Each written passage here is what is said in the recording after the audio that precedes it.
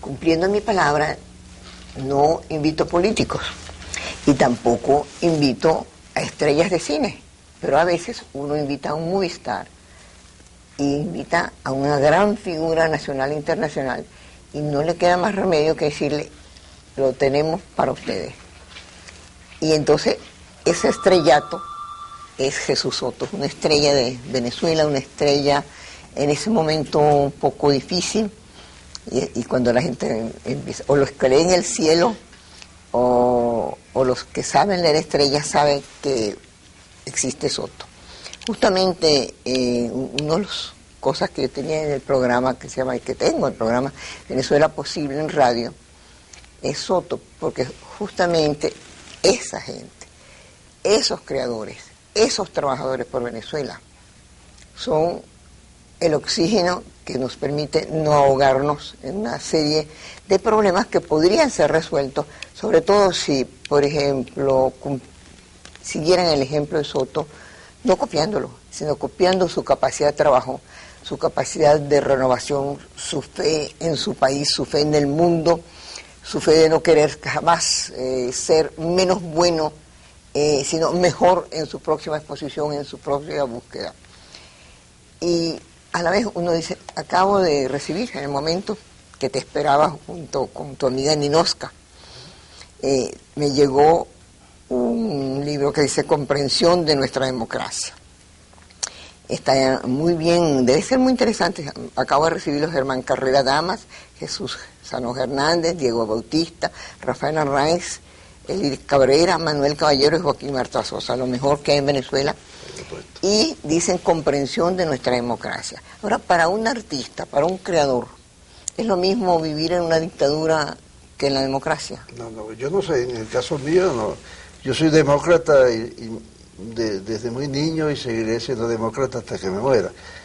Yo no... Pero tú has conversado con creadores, pintores, escritores, que han vivido bajo el nazismo, bajo el fascismo, bajo el comunismo, y tú sabes si pueden o no trabajar, si no pueden decir lo que quieren. Bueno, todo el mundo sabe que no pueden, eso es. Imagínese, eso viejo como la historia, ¿no? Imagínese el arte de Soto cuando era un desastre, cuando recuerdo, yo le decía a Soto que vamos a hacer casi un programa de retazos, yo me decía como la canción, porque primero en una época dictatorial no podía ser, porque había que ser realismo socialista. Y Soto siempre contestaba que él no podía ser pintor de tu tiempo. ¿Tú eres un pintor de tu tiempo, Soto? No, yo no pienso que ninguno es pintor de su tiempo. La pintura siempre está, como la ciencia, ¿no? Está avanzada.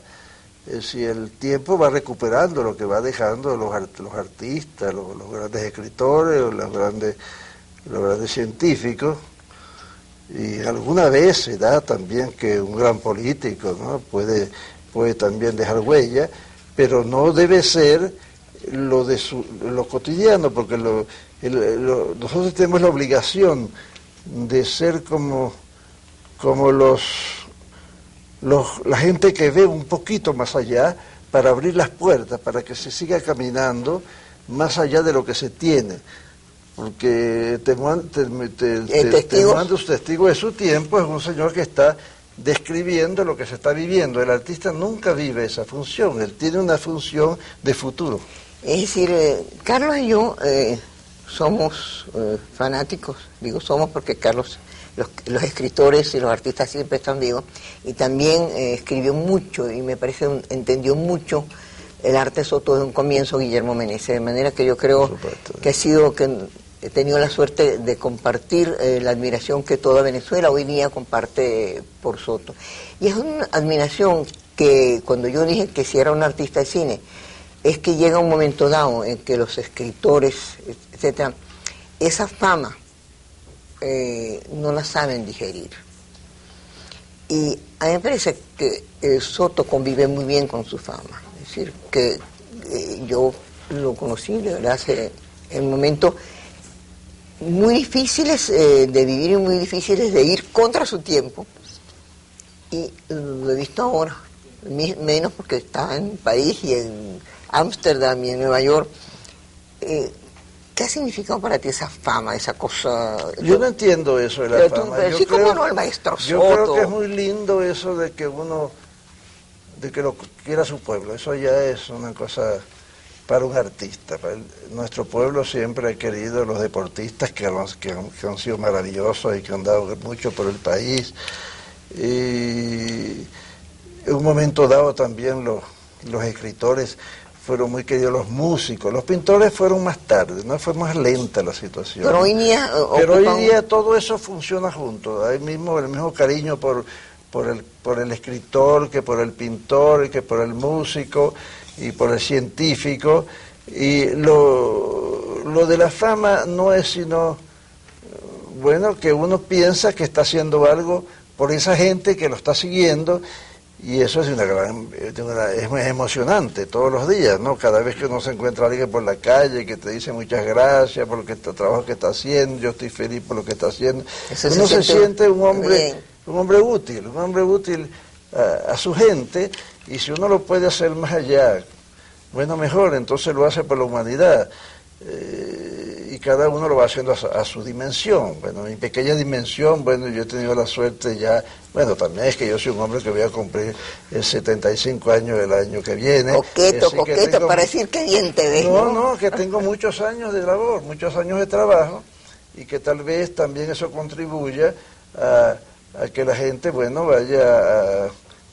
vaya siguiéndome, y sobre todo lo lindo es que son las generaciones posteriores a la mía las que van siempre mejorando el criterio sobre la posibilidad de mi trabajo como contribución a la cultura, como contribución al hombre.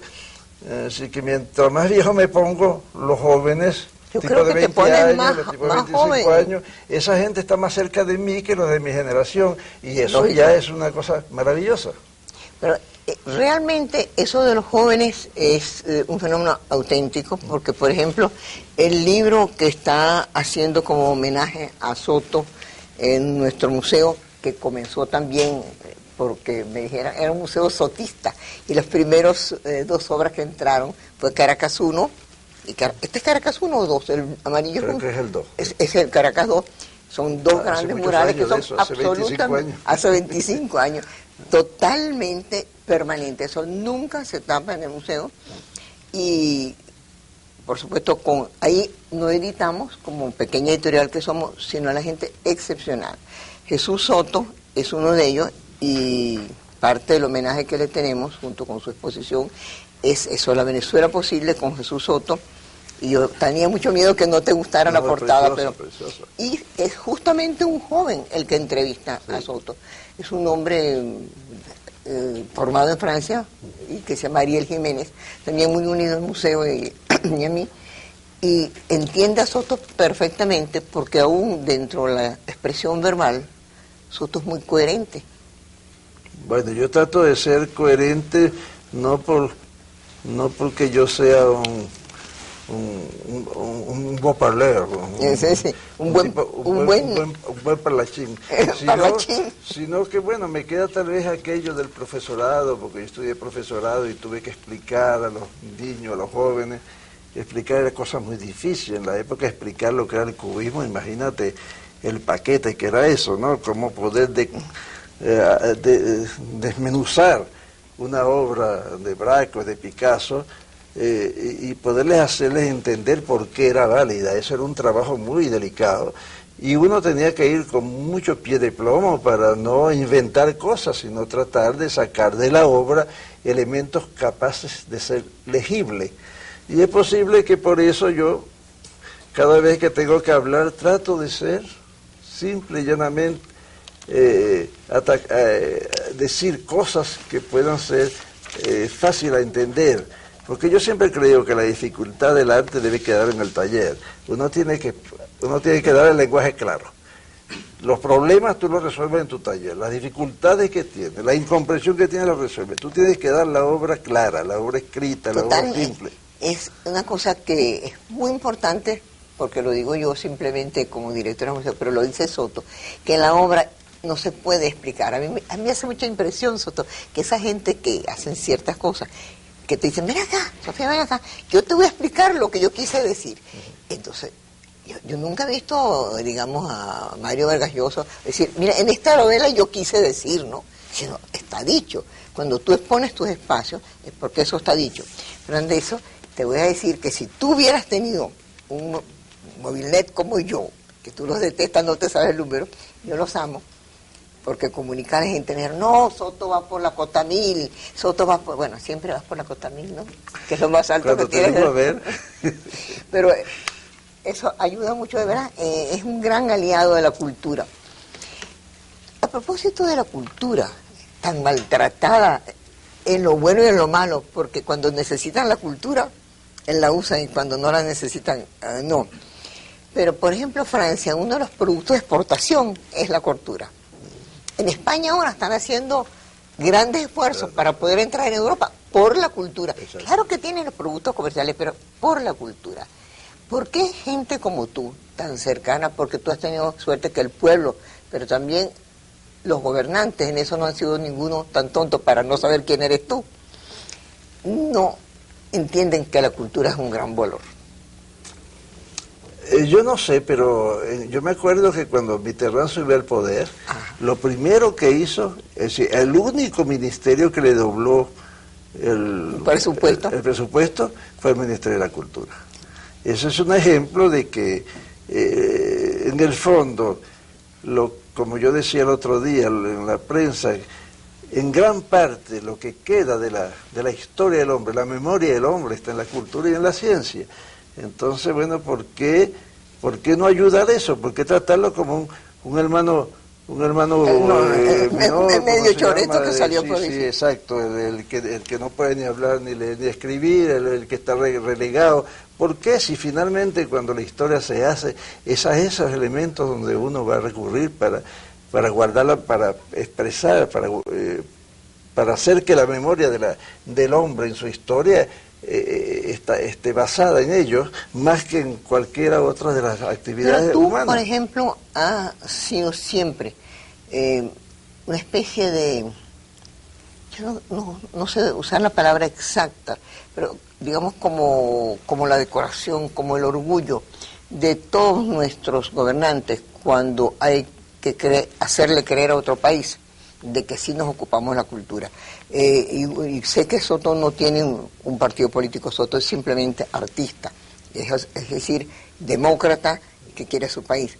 Pero has ido en los viajes de los presidentes. Entonces, claro, el presidente se presenta con este monstruo, que es Soto, o con Cruz 10, y dice, caramba, este es un presidente maravilloso, cosa que puede ser un hombre culto, pero caramba, le damos mucho valor a la cultura. Y tú, en unas declaraciones muy buenas que diste a Chefi Bordachini en el Nacional, le dijiste, no, es decir, he oído decir, porque tú nunca has sido ni becado ni ayudado por nadie, que eso no tiene que venir así, eso tendría que fluir, ¿no? Bueno, yo pienso que, como decía antes sobre el caso, a propósito del caso Mitterrand, en un momento en que era difícil, Mitterrand entraba en una nueva etapa, porque el presidente anterior era más hacia el arte clásico y él quería avanzar hacia el arte moderno. Una de las cosas de Mitterrand, yo en un viaje que hizo internacionalmente fue eso, que le dijo a los arquitectos, bueno, apúrense, pónganse al día, porque yo estoy viajando y estoy viendo una arquitectura superior y ustedes tienen que ponerse a trabajar para ponerlos al nivel. Es un hombre que estaba muy preocupado por eso, ¿no? Y yo pienso que tan simple es pensar como Mitterrand, que fue un presidente que duró 14 años en Francia, pero que le guste o que no le guste a la gente, pero que dejó una estela de cultura, como dejó Pompidou una estela de cultura. Fíjate que la gente, cuando tú dices Pompidou, lo primero que piensa es el museo. No piensa en lo malo o lo bueno que fue el presidente.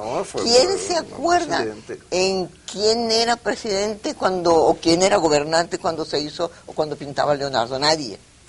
Era Leonardo. Era Leonardo. Por supuesto. Y De Gaulle, por ejemplo, hizo esa maravilla de nombrar a Malraux, y dándole todas las posibilidades. Malraux empieza a descentralizar el arte y a hacer casas de cultura en todas partes. Bueno, ¿y por qué nosotros no podemos hacerlo? No es más difícil. No es... Es el mismo programa, hay que hacer el mismo programa, darle a la cultura su dinero suficiente y entonces ponerla y dejarla tranquila. Y dejarla tranquila, que ella produce. Ella tiene su capacidad de producir sin que ella está dirigiendo. Los artistas tienen su mundo, que siempre es un mundo, como dijimos, de vanguardia, es un mundo que está adelantado. Bueno, ayúdenlos a que el país adelante. Pero no digamos la palabra ayuda, es un deber, es un derecho, así como el derecho a la salud. Exacto, tal vez yo estoy como pidiendo una cosa que primero que nunca has normal. pedido. Pidiendo para los demás, por supuesto. Ustedes tienen, todos muy jóvenes, en Venezuela todo el mundo tiene, no creo que sea muy bueno, un 60% de gente que uno le habla de cosas horribles como Pérez Jiménez o de cosas bellísimas como la Sala Río Reina. Dice, ¿eso qué? Pero no tiene memoria. Pero los que tenemos un poquito más de esa edad, y yo conozco a Soto, a su generación, Soto jamás pidió una beca, Soto jamás pidió una ayuda, Soto ganó su trabajo. Es decir, eso lo han dicho mucho, lo han escrito mucho, pero creo que decirlo hasta la saciedad y a la sociedad, porque eso tiene mucho mérito. Es decir, te hemos ayudado todos, porque tú nos hemos ayudado todos, en el sentido de que tú nos ayudabas a pensar. No, y ustedes nos ayudaron cuando me mandaban a las bienales, me mandaban por todas partes. Tú representaste a Venezuela. Ustedes hicieron para mostrarme y lo siguen haciendo. Bueno, ahorita, en este momento PDVSA tiene una bellísima exposición en el espacio que dirige Ninos Huerta, que es muy bello, es un catálogo hecho por Bélgica Rodríguez, y todo el mundo, si yo no creía que el domingo iba a haber para Soto una cosa de ese público, porque en ese mismo día salía el reportaje donde él decía, pero a mí me he expuesto ya mucho en Venezuela, ya ustedes deben estar cansados de mí en Venezuela. Y yo creo que nadie le disgusta lo malo, chico. Mira, yo que soy amante del chocolate, a mí me parece que yo me podía comer el chocolate entero del mundo, ¿no? Y a mí que me gustan Sotos, yo podía llenar mi casa, ese azul, me acuerdo uno de los cuadros que tengo tuyo azul con un hueco así. Lo que pasa es que tú desde 1949 eres sotista, ese es un problema. Bueno, es que eso... Sofía fue la primera persona que escribió sobre mí. Y que tú compré un cuadro. Y me compró un cuadro, en la primera exposición ella escribió un cuadro, eso era el 49 o el 48. Ya no me acuerdo, creo que 48, 49, por ahí. Este es lo que no saben, que Soto se admiró, que nosotros tenemos, Carlos y yo, después yo, más de 30.000 programas verbatim. Sabemos cómo pensaba Soto, por ejemplo, del arte popular, qué pensaba de los críticos, cuando los críticos no le eran favorables. Y yo oí ahora sus declaraciones y piensa lo mismo, es decir, evolucionando las ideas, porque los críticos han evolucionado. Y tú decías una cosa que me parece muy buena, que hay una gran diferencia, que tú los críticos, bueno, pero que los historiadores de arte sí los oyes. Por supuesto, yo tengo un gran respeto por el historiador, porque el historiador es un científico. Y el historiador no anda sacando una cosa de primera impresión, porque uno puede equivocarse, uno puede ver una obra y maravillarse, y después resulta que esa obra no es precisamente lo que uno ve en ese día. Pero en cambio un historiador es un señor que está trabajando días y días, meses, años sobre una situación, y por supuesto hay un filtraje, hay un trabajo de ¿cómo se llama?, de análisis muy profundo, que el tiempo le permite irlo decantando. Eso es lo que no le dan tiempo aquí a los creadores, porque todos tienen que hacer otra cosa en vez de que le den el derecho a escribir, a reflexionar. El reflexionar es un lujo y la misma cosa quita tiempo. Tú tienes que hacer aprendizaje, y no sé si lo has terminado de hacer, que es ahora cada vez más corto, porque los aviones toman menos tiempo, entre un país y otro, que son ya tus dos países. Tú vives 50 años en Francia, llegaste muy joven, en un momento espléndido de Francia. Es decir, ¿cómo te sientes tú como un pez en el agua en los dos sitios? Es decir, ¿cómo eso es una maravilla. Yo soy tan feliz en Francia como en Venezuela. Es una suerte increíble. Es una suerte increíble. Y una suerte que yo he llegado a la situación en estos últimos 3 o 4 años de poder vivir un mes en cada país. Eso es una maravilla. Yo soy privilegiado y eso tengo que reconocerlo. Bueno, lo mereces. Venezuela me ayudó en los primeros momentos y Francia me ayudó desde que yo llegué inmediatamente. Bueno, desde que yo llegué a Francia yo sentí una protección al artista. Mira, bueno, no, eso es yo lo una viví maravillosamente. Eso es que los franceses son bien inteligentes. Los franceses se apoderaron de Picasso inmediatamente. La gente, si yo hablo con la gente aquí de las embajadas de los franceses, Soto para ellos, casi uno se lo tiene diciendo, no, es venezolano. No, pero ellos también han hecho un inmenso trabajo, enorme trabajo. Es decir, que por eso es que yo me siento, tengo la suerte de sentirme como de los dos países. Yo les debo a los dos países, les debo enormemente y estoy muy feliz de poder combinar eso ya en un tiempo que cada vez se hace más corto. Yo puedo vivir ya casi un mes en Venezuela y un mes en Francia, que eso es un sueño. Además puedes vivir de tu pintura ampliamente, que es una cosa bien sabrosa que tú no lo sabías hacer. Yo nunca lo pensé, pero bueno, un día llega, ¿no? Un día llega. Sí. Pero a ti te llegó temprano, porque sí, mucho trabajo, pero sí, llegó temprano. Mire, y son la hora exacta, con unos minutos de retraso que comenzó Soto. En cambio, nunca está en una exposición de Soto en retraso porque él sabe la importancia del tiempo. Y el tiempo, en los 15 años de Soto, generalmente la gente dice que el tiempo está contra ellos, el tiempo está a favor de Soto, para que la gente se acerque más a la obra, se le sea más extraña. Yo me refería a Omega, que es un punto óptimo como Soto. No es por decirle cosas gratas, sino que es lo que dice la gente que ama la pintura y que no está poniendo etiquetas, etcétera. Pero yo quisiera que para los jóvenes creadores que me dicen que no pueden trabajar, que eso es una falacia y un mito más de los latinos en el fondo. Yo me acuerdo que Vasarely pintaba y vivía en Arcueil, y tenía una cama de esas que tienen 2 gavetas, y toda su obra estaba organizada y hecha. Yo hablé ese mismo día con un compañero nuestro muy talentoso, y yo no puedo pintar, yo no tengo taller, y no tengo dinero. Yo nunca oí eso. Es decir, yo quiero que tú le expliques cómo se puede trabajar hasta las 3 o 4 de la mañana, que te lo han repetido mucho, pero es que hay que repetir las cosas buenas, no solamente las malas. No podemos solo decir que es corrupción. Hasta las 3 de la mañana, la escala, llegar a tu casa, acostarte un rato, y después a dibujar, a trabajar. Cuéntanos eso. Bueno, no pienso, por eso, sino el derecho a trabajar, que no hay necesidad. Yo pienso que no solamente es un problema de los artistas, todo profesional tiene que dedicarle una gran parte de su tiempo a su obra. Si posible, las 24 horas, es decir, que mientras duerme también está trabajando el subconsciente, porque a mí me ha pasado mucho, que yo entro con un problema que no lo veo claro, y yo me duermo y yo dejo eso que el subconsciente, que no sé cómo se llama, eso que está dentro del cerebro, me ayude a resolverlo. ¿Tú eres talentoso? ¿Ah? ¿Tú eres talentoso? No sé, yo no sé si mi palabra es talento. Yo no sé diferenciar el talento del artista. ¿Pero qué te habita? ¿Qué ángeles y demonios, además de tus mujeres, de esa cantidad de mujeres que te habitan por dentro y por fuera? No, yo creo mucho en ¿cómo se llama? En mi especie de reservorio de elementos, como si yo tuviera un receptor, ¿ah? Que recibe todos los mensajes, todo lo que está pasando, bueno y malo, y que los días y sobre todo las noches me ayudan a resolver, hacen como un análisis fuera de mi actitud directa de hombre que está vivo, caminando.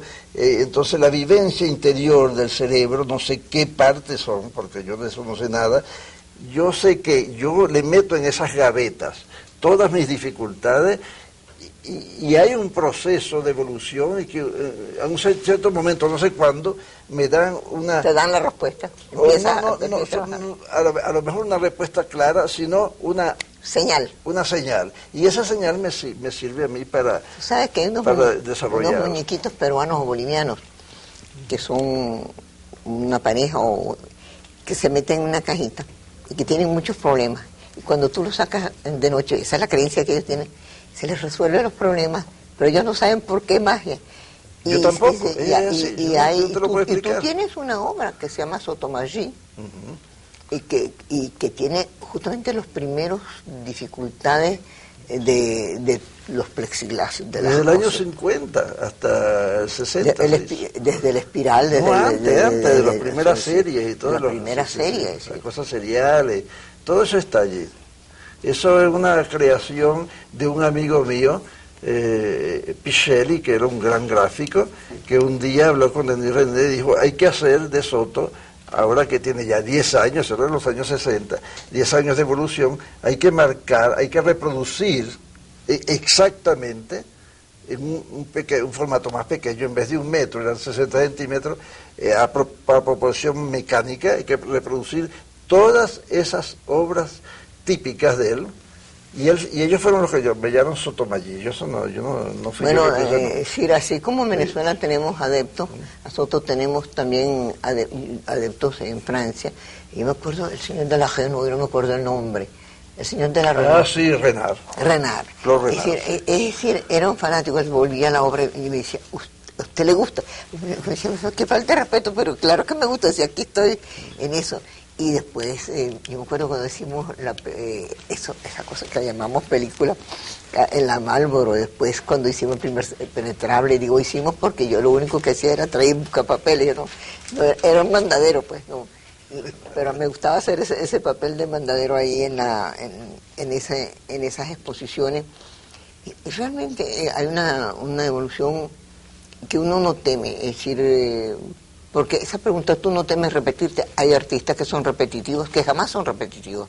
Es decir, uno dice, caramba, pero Poliakov es repetitivo. No, puede ser la misma cosa y no es la misma. No es la misma cosa. Es que el caso, por ejemplo, de Mondrian, es un hombre que uno dice, bueno, siempre es una horizontal vertical, pero nunca es la misma. Nunca es la misma. Y para Mondrian nunca fue la misma. Mover una vertical o una horizontal de 1 milímetro era un trabajo inmenso de responsabilidad para él. Y después, si los otros quieren ver nada más que son horizontales verticales, pero peor para ellos. Eso, pero el los trabajo franceses, del hombre fue de un extremo rigor. Pero han evolucionado mucho, porque los franceses siempre estuvieron pegados con un siglo de atraso a los maravillosos impresionistas. Pero tú no sabes, en París, en el momento cuando llegó la exposición de Sweeney, que llegó el primer Malevich, ellos estaban maravillados. Y hoy día... lo entiende, ellos han evolucionado. Es un clásico. Pero un clásico. Es un hombre que sí, todo el mundo se maravilla, como cuando uno ve a un Rafael o cuando... Ahora, fíjate una cosa, a la vez, y yo creo que es muy sano y muy bueno, que coexistan otras maneras de expresarse. Yo me acuerdo que un día, creo que Carlos fue que te preguntó, en este programa, y la figuración, y en aquel entonces tú eras muy intransigente, no sé. Entonces me dijo, ni Bacon me gusta, me dijiste tú. Es exacto, no, yo no comprendo Bacon. Si yo creo en Picasso, yo no puedo entender a Bacon. Tú dices que es Eso es un error mío, puede ser que yo esté diciendo una barbaridad, pero es verdad. Pero las barbaridades son maravillosas. Si yo no los bárbaros, en Picasso, no es que sea un mal artista, pero nunca, a mi juicio, nunca tendrá la calidad de Picasso, porque la invención de Picasso va mucho más allá de todo lo que él hizo. ¿Y las meninas? Ah, no, eso sí es superior. Eso es un caso superior, es un caso maestro, es una de las más grandes obras de arte de todos los tiempos. Además, las invenciones que hay en la menina son increíbles.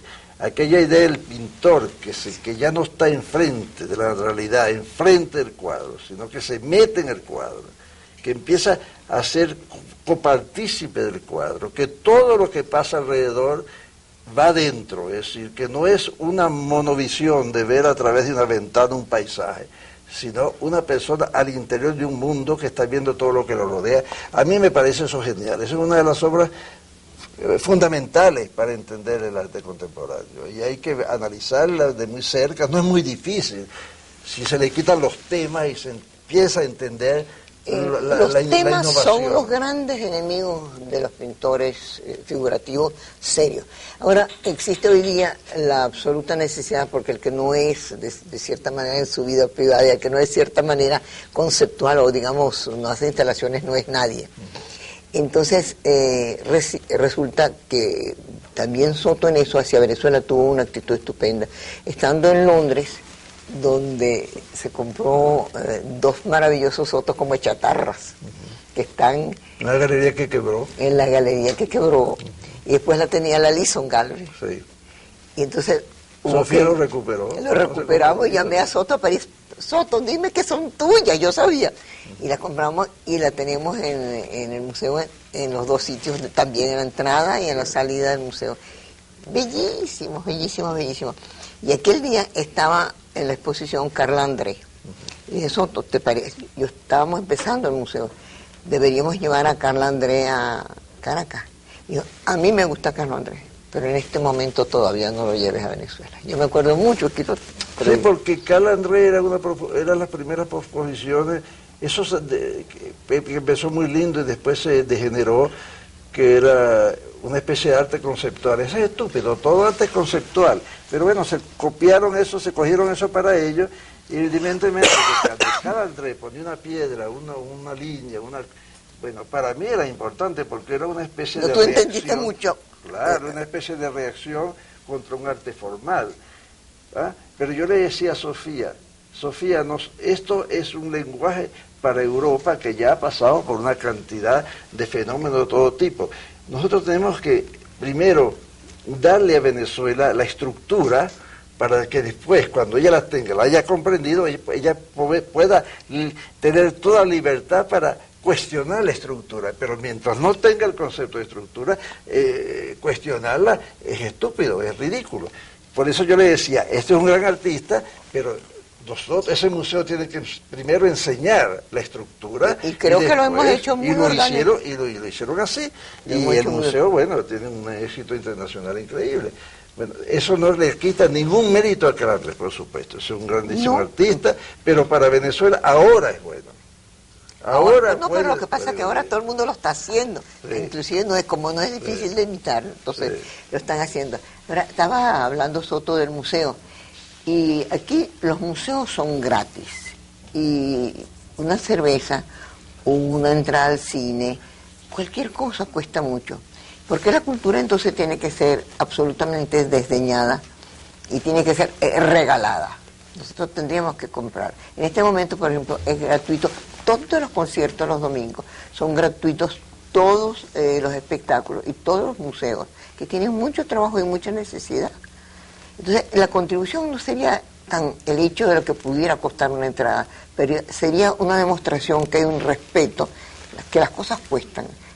Hacer un buen cuadro cuesta. Escribir un libro, malo o bueno, lo malo que cuesta lo mismo, pero es así. En este momento tenemos una exposición, perdona que nosotros, Barros de América, que van con artistas desde el norte hasta el sur. Para ti eso es arte, el barro. Todo es un arte, Sofía, pero el arte tiene sus categorías. Hay un arte de recuerdo, ¿eh? Hay un arte de presencia cotidiana, ¿eh? Hay un arte que recuerda la historia, que reconstruye la historia. Todo es arte. Lo que pasa es que a nosotros nos ha tocado, yo no, en general, hay una serie de artistas que propone el posible arte del porvenir. Entonces, no es que lo demás no sea arte, sino que para ese que se embarca en esa aventura es mucho más difícil, porque tiene que romper, no es una ruptura, sino decir, señores, ustedes realizaron una obra maravillosa, nos toca a nosotros realizar otra obra, tratando de que sea así posible, maravillosa como la de ustedes, con valores nuevos, porque es así como lo has encontrado aquí, tú has encontrado gente que está trabajando así. Ahorita hay un gran equipo de jóvenes que están investigando, que están en ese campo. Bueno, que a ti no te gusta mucho la expresión, pero eso no importa, la expresión. Las palabras esas, sí, eso no importa. Las etiquetas, las palabras sí me importan. Exacto, ellos llaman, ¿cómo llaman ellos? No la participación, es algo entre participación y reconstrucción de nuevas estructuras. Eso tiene un nombre que ellos le han dado. Y yo pienso que allí hay una posibilidad de ir hacia adelante, de encontrar nuevos elementos para avanzar. Y yo estoy muy pendiente. Yo no creo que todo el mundo va a resolverse, porque aquí el arte abstracto, aquí empezó como 50 artistas abstractos y finalmente quedaron unos 10 que son los que han resuelto el problema, Pero en línea general se empieza con un gran fervor y después... Pero cualquier cosa es abstracto si tú quieres decir. No, por supuesto, pero, el Renacimiento es abstracto, toda la estructura de base es abstracta, es geométrica. Es decir, Vermeer. Todo eso. Yo cuando veo un Rafael, un Leonardo, todo está metido, al principio era un dibujo geométrico y después dentro de la geometría ellos construían su mundo. Una Madonna, que es en general es un triángulo, donde la cabeza está arriba y todo el resto se va armando con una figura humana, pero ha podido ser otra figura. Ahora fíjate una cosa, existe el hombre Soto, que no está separado en pintura, eso, sino es un hombre que vive, que come, que bebe, que le gustan mucho las mujeres. No, ya estoy muy viejo. No, es que las mujeres ahora te atacan tanto. Mira, el otro día para saludarte yo tuve que hacer así, espantar, ¿no? Espantar un poco, porque pues, son bondades tuyas. Mira, pero el asunto es que yo siempre te conocí lector, y bueno, por supuesto como un guitarrista de música popular que él tocaba para ganarse la vida, se convirtió en un profesional de la música. Tiene un disco bellísimo que editó Mavesa, creo yo. ¿Y qué estás leyendo, qué estás oyendo? ¿Tú pones siempre música cuando trabajas o no? Bueno, ahora no, pero antes cuando yo era solitario en mi taller, ahora no, porque yo tengo mucha gente, tú sabes, que trabaja, tengo secretarias, tengo gente que está trabajando en las computadoras, tengo un mundo que no es el mismo solitario que tenía yo antes con mi disco y yo trabajando, haciendo pocas cosas. Entonces ahora no podía. Ahora, bueno, no, es que no me encanta, pero ¿qué me gusta? Reunirme con músicos cada vez que puedo y entonces recordar nuestra manera de tocar, nuestras viejas Pero no tienes tiempo de ir cuando estás solo. Oigo discos cuando estoy sobre todo de vacaciones, y en los Pirineos sobre todo, que yo estoy muy tranquilo, que casi nadie me llama, yo oigo mucha música. ¿Qué? Bueno, yo sigo oyendo Bach, que no hay. Por supuesto que para mí no hay otro. eso es bueno, es suma, ¿no? Para mí nadie ha llegado hasta hoy a la sabiduría de Bach, es decir, ser un revolucionario y hacer que su música sea amada, es decir, que la música sea, todo tipo de hombre sea sensible a un hombre tan sabio, ¿no? Y además otra cosa, es que nadie se atreve a decir que no le gusta, que son maravillosos, también ya no se atreven. En realidad parece ser que tú pones la música de jazz y la música de Bach o de su generación a los indios del Alto Orinoco y siempre reaccionan. Bueno, acuérdate del libro de Gerbrón, que les puso Mozart a los indios y les puso otra música. Sí, porque esa música está tan depurada, está tan casi perfecta, a que pase por la sensibilidad auditiva y que te toque la sensibilidad en todos los tipos de amor y todo eso es como una perfección. Y desde entonces, bueno, ha habido muchas intenciones. A mí me fascina Debussy, pero Debussy ya es más complejo, ¿no? Porque las armonías son diferentes, ¿no? En cambio, y es más fácil, también es más... Esta gente resuelve dentro de una inmensa dificultad y transmite un lenguaje legible. Y en cuanto a legible... Legible al oído o a lo que tú quieras. ¿Qué lee Jesús Rafael Soto? ¿Qué lee Soto? Bueno, lamentablemente yo no tuve una formación científica, pero a mí lo que me interesa a mí me interesa mucho la filosofía contemporánea, la filosofía de la ciencia particularmente, y como los científicos escriben como filósofos, como maestros de escuela, que mi pequeña cultura yo puedo todo leer, yo me ocupo de leer más que todo lo que escribe esa gente, desde el siglo pasado hasta ahora, que es muy fácil. Los filósofos son más complicados, pero como la filosofía está en manos de la ciencia, yo puedo leer una especie de filosofía. Los filósofos no son complicados. Tú dijiste eso. No.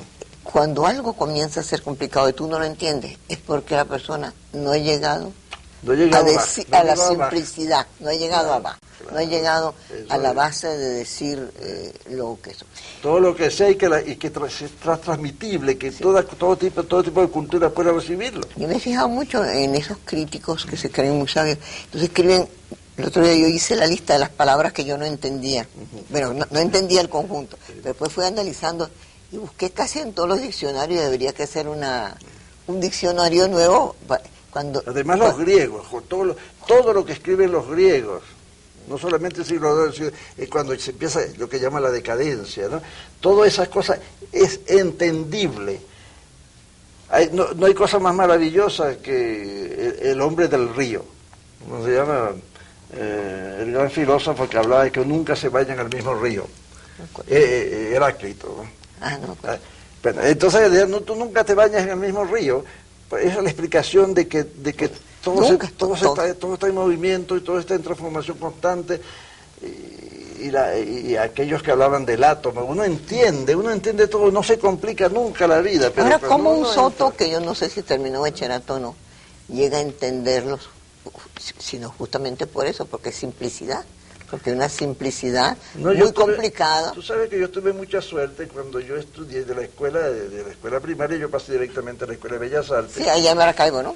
No, aquí en Caracas. Y me metí en una parte que se llama de formación de profesores. Y allí yo tuve la suerte de tener muy buenos profesores, entre ellos. Tú hablas mucho de Fabiani. Bueno, Fabiani, como pintor, pero yo estoy hablando de los teóricos. Entre ellos estaba el maestro Crema. Que nos dedicó 4 años de conocimiento, de filosofía, de literatura, de historia del arte. Bueno, el profesor Jungen, que con todo lo que digan era un hombre que vino con un bagaje, sobre todo aquello que contenía la España del 38, del 28, entonces una época donde él hablaba mucho. Y sobre todo él hablaba también un poco él le encantaba todo lo que era Egipto. Él era un poco egiptólogo. ¿Y eso te ayudó? Toda esa cosa me ayudó. Mire, fueron profesores magníficos. Y que me formaron mi pequeña cultura, que me permitió después en Europa entender una cantidad de cosas. Yo se lo debo a ellos. En una de esas conferencias que tenemos en el museo, estaba hablando un pintor joven, Lazo. Y bueno, yo digo joven en comparación conmigo. Y entonces él empezó a hablar de la dificultad tan grande ante una tela, ante un espacio blanco. Porque él no quiere dar clase de pintura, él quiere dar que la gente piense. Y uno de los muchachos le dijo, mire, profesor, mira, Antonio, fíjate que yo tengo esto, y yo la oigo, y yo la miro, y yo la entiendo, porque él estaba leyendo música.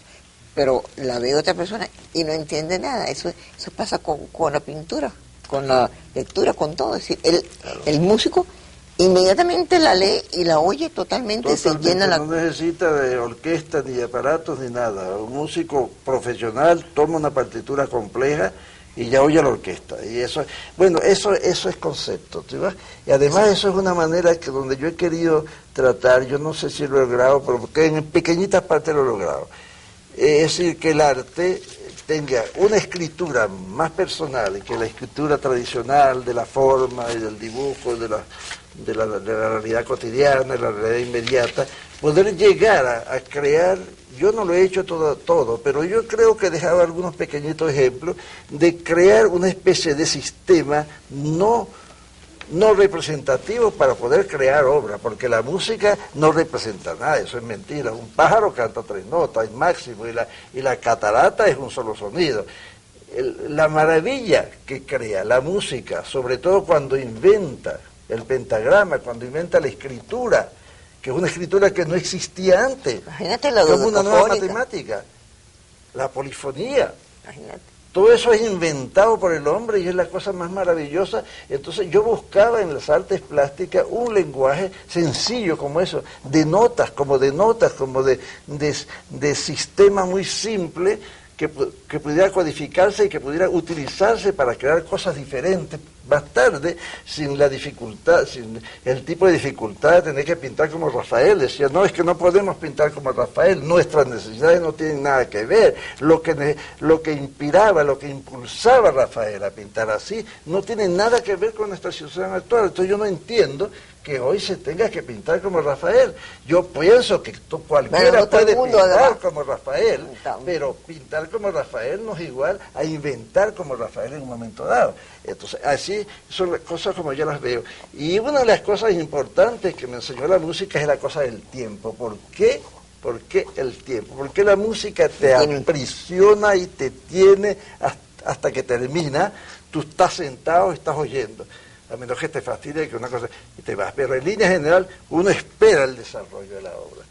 Y yo entendí que era que la música, como la danza y como el teatro, tenían el tiempo, como la literatura. Tú no agarras la primera página y entiendes todo. Tú tienes que darle tu tiempo. Pero cuando un libro es bueno, a mí me pasa mucho eso, que yo soy muy de libros, hago así y encuentro una frase y yo sé que ya no lo dejaré más. Sí. Como Venezuela siempre tendrá a Soto, y sobre todo que el mundo siempre tendrá a Soto. Gracias por estar con nosotros. Y te vas a una de tus tantas casas. ¿A cuál te vas ahora? A la de Pirineos, ahora te toca. A los Pirineos. A los Pirineos. Allí, oye, oirá música, pintará y habrá una nueva y leeré, exposición. leo mucho allí. Bueno, te voy a dar un Leo en libro silencio. te voy a regalar un libro que me guste mucho a mí entonces. Ajá, Que es el mejor regalo, un libro. Muchas gracias. Bueno, si pudiera le regalara a un Soto, pero está fuera de mis posibilidades. Yo te voy a Pero en el regalar- yo te museo voy a regalar es de uno. todos. En el museo es de todos. Sí.